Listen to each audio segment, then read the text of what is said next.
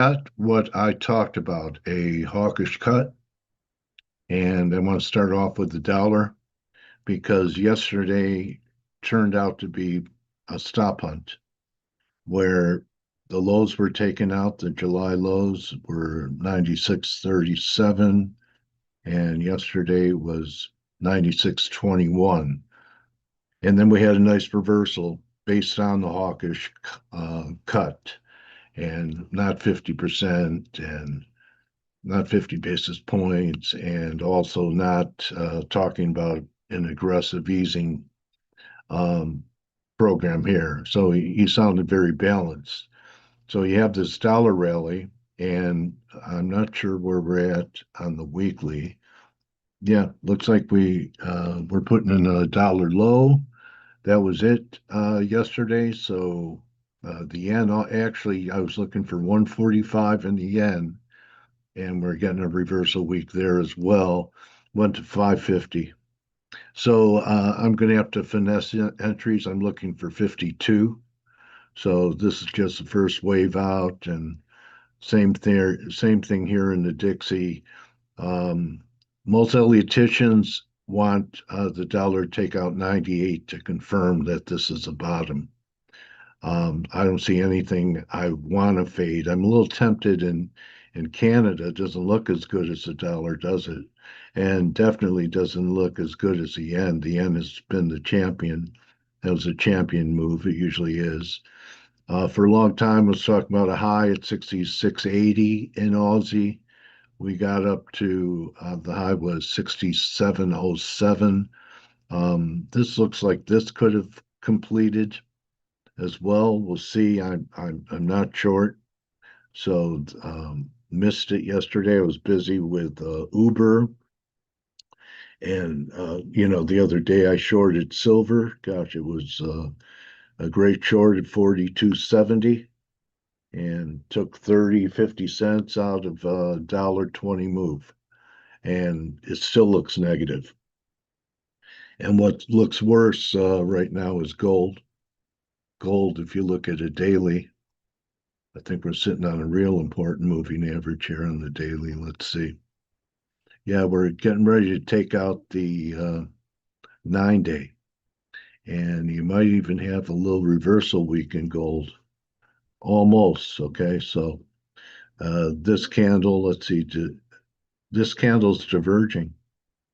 It's really the first divergence on the weekly since this bull move started a year and a half ago. Look, this was the last confirmed high at the 2,800 level. Then when we moved into this sideways consolidation, which I thought might be distribution, uh, we worked off the overbought condition. And then after this huge rally, where I finally said at 3,300, don't fight it, go with it, we're not confirming on the weekly. So this is a long-term signal. But I think there's some problems here. Short term, the whole market's loaded up with it. So you take it a step at a time. I don't see why, prior highs would be a natural place for gold to pull back to. That's 3,500, right? Up here. And maybe it's even deeper to 34 and a half. So I think we could be looking at a significant high here, especially if the dollar has turned.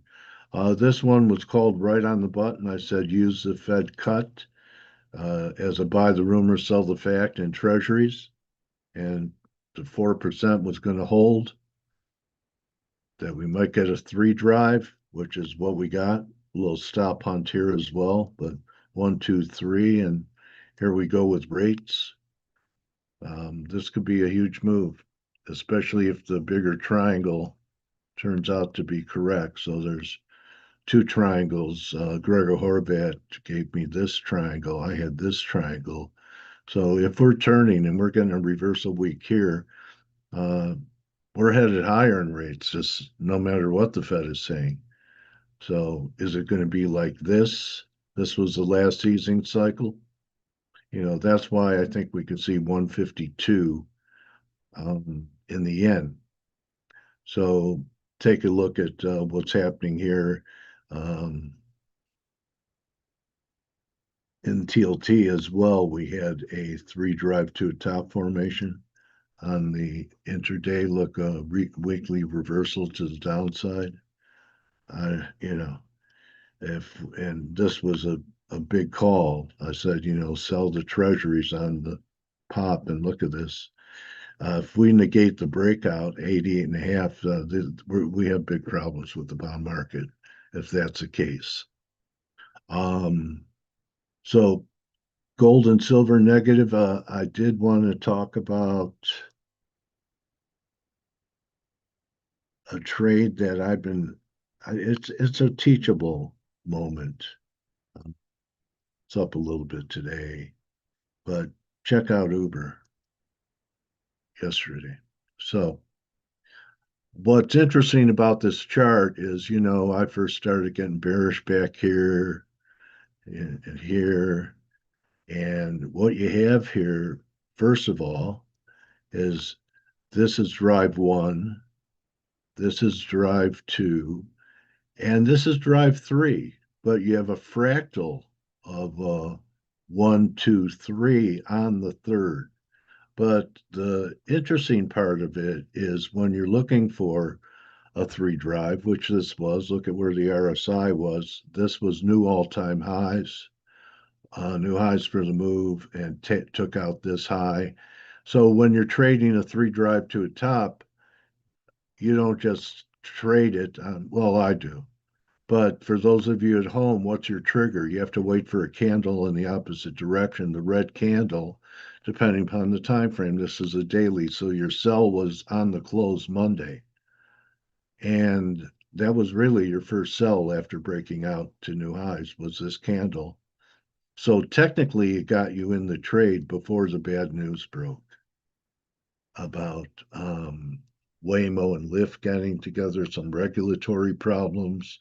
I'm also seeing commercials from them where females, women, can have request female drivers if they feel uncomfortable having a male Uber driver. That tells me there's some issues. It's being offered in California, and they're trying to encourage usership. So there's some fear out there.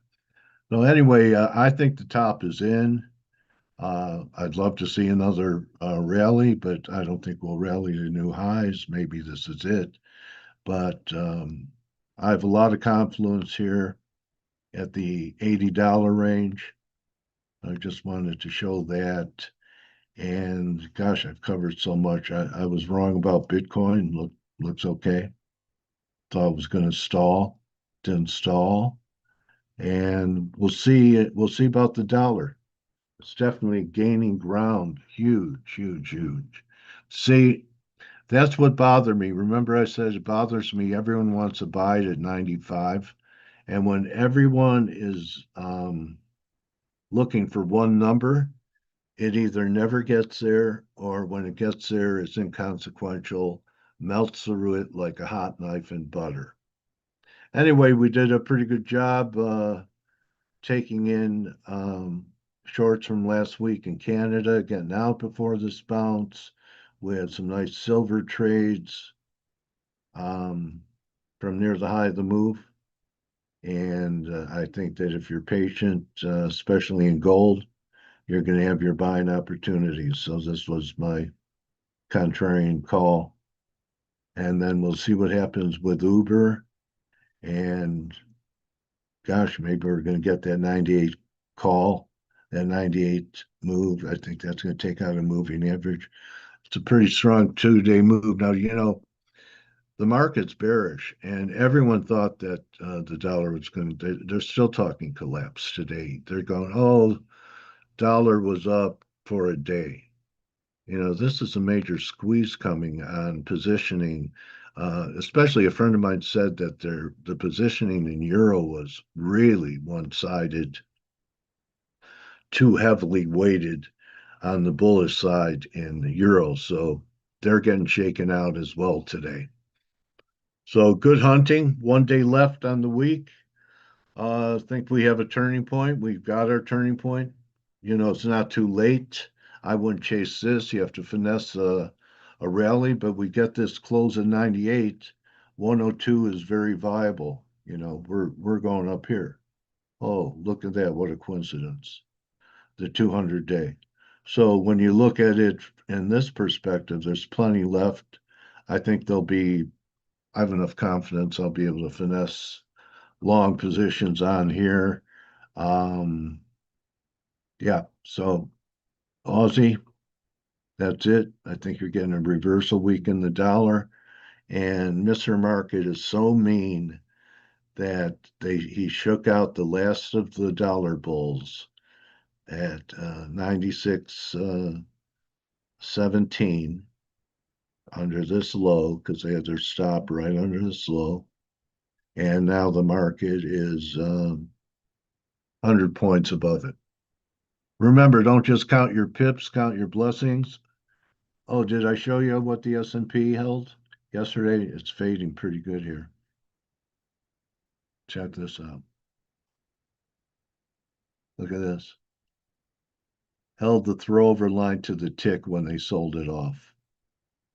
So is this the top right here? You know, we are diverging, but it's still over 80. So it's possible. Big fade from the opening. S&P is only up 13. So I will say this: if we get back inside and take out and look at the what we have with the confluence of the moving average and the throwover line, under yesterday's low opens the door for a big break. So good hunting. I'll see you tomorrow. Feels like Friday already.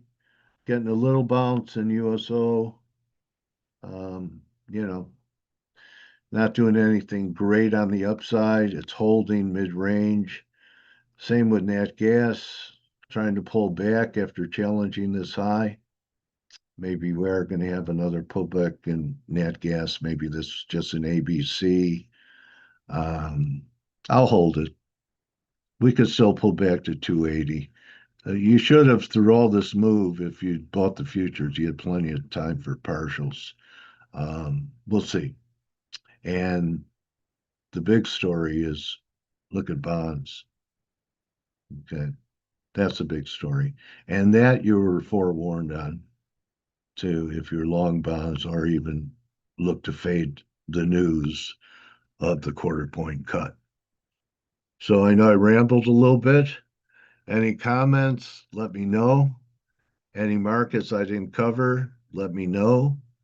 And I'll see everyone tomorrow to wrap it up. See you in the room. That's where I'm posting things. Good hunting. And don't just count your pips, count your blessings.